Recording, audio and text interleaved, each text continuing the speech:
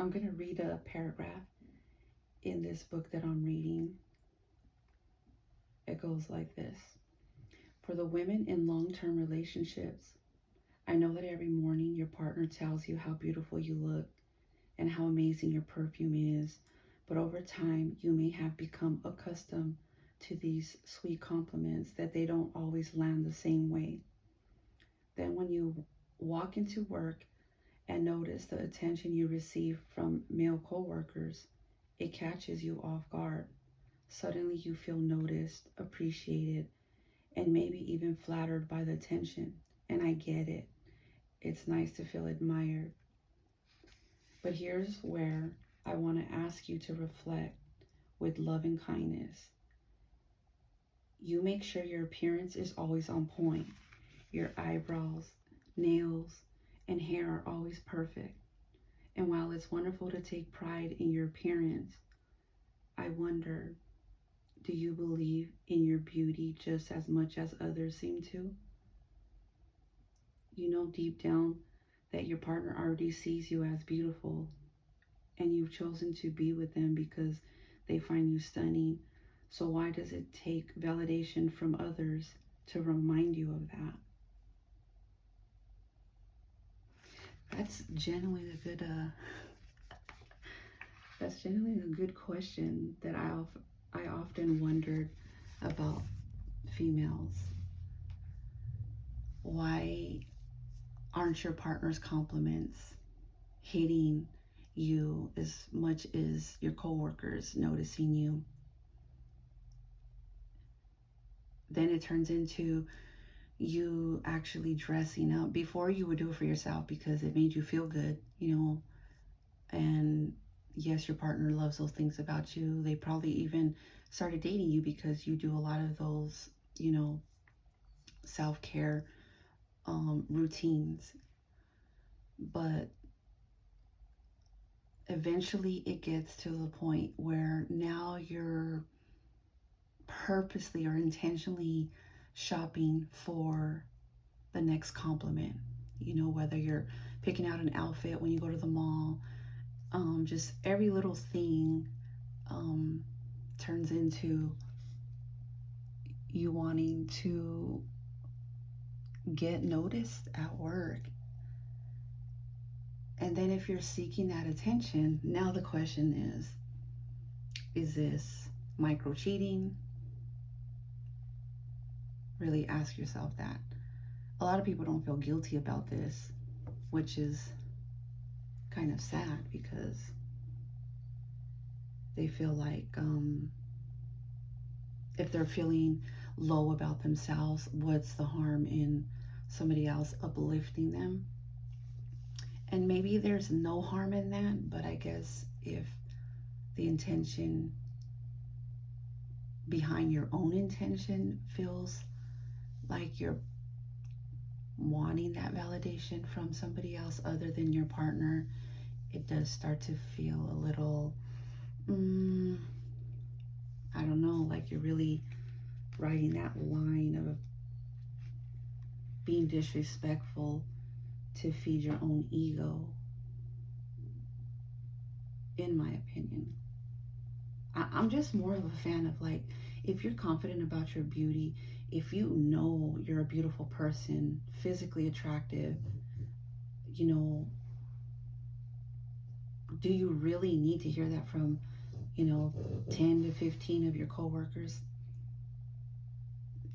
If you guys just heard that, that was my friend. She sleepy, so excuse that. But yeah, do if you're already confident and you already know what you look like, why should it flatter you that 10 of your male co-workers are now telling you, like, hey, you look beautiful, your hair looks nice, especially if they're married? You know what I mean? Like, I don't know.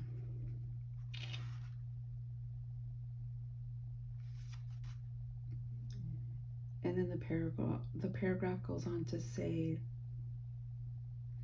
if the attention from others is something that truly fulfills you, maybe it's worth considering whether your current relationship aligns with what you are seeking. But if you want to feel secure and loved, I encourage you to remind yourself of your worth you already possess inside without needing others to reflect it back to you. You are enough just as you are, and you don't need the world to tell you that. Keep shining, but remember to shine for yourself first.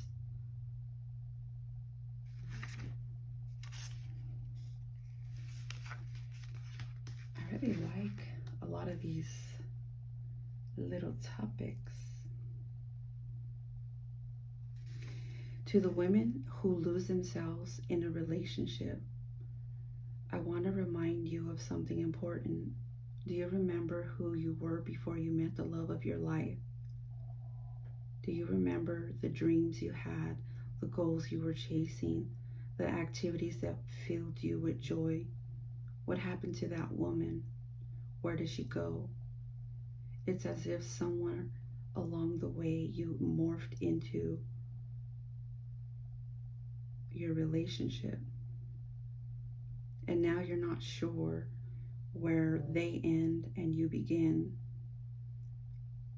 I believe it's so important to truly know yourself before entering into a serious relationship, but it's also crucial to be with someone who is just as committed to understanding themselves.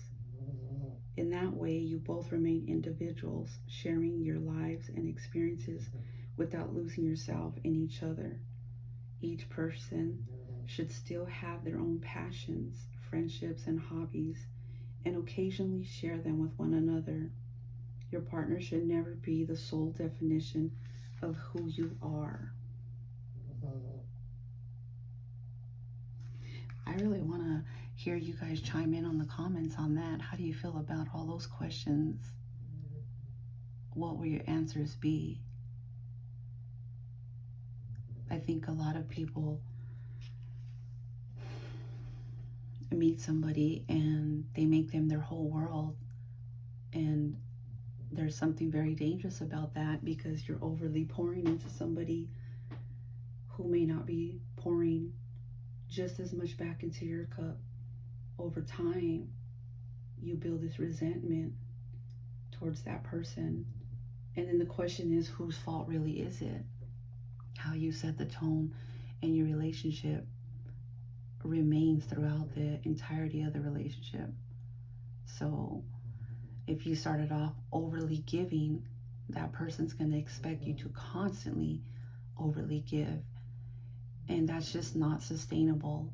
The reality is you will be drained and you won't be able to do that anymore. And the day you try to pull some of that back, try to get that balance back, that other person feels so offended. They feel like, oh my God, you're not loving me like you used to. Something's wrong, you know? So be very mindful of how you set the tone in a relationship. Everything should be balanced. And what you give, just make sure that they're giving back the same. Don't overly extend yourself. Don't rearrange your life drastically for this person if they're not willing to rearrange their life drastically for you. You know what I mean? Make sure things are agreed upon. Make sure they're willing to compromise just as much as you're willing to compromise. But yeah, I really would want to know what some of your guys' answers would be down in the comments. We'll have another discussion on a different topic.